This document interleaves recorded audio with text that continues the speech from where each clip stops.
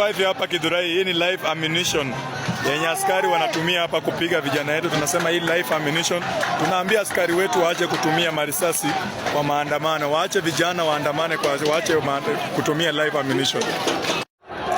One of the vehicle that was carrying gadgets za UDA has just been banned because huyu jamaa amejaribu kusimamishwa. Alikuwa na stickers za UDA na alikuwa na bendera ya UDA. So gari imeweza kuchoma kwa sababu huyu ni mtu wa two term na ako na stickers za UDA ndani ya gari, na hata si Mkenya, ni Mburundi. Hakuwa Mkenya, alikuwa Mburundi na alikuwa na stickers za UDA. Githurai.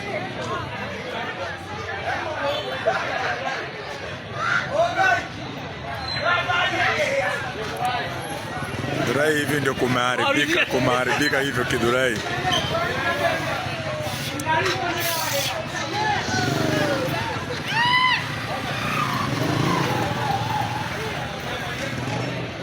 Yes, hii gari ilikuwa imeandikwa UDA na inaweza kupigwa juu imeandikwa UDA, so it has been vandalized.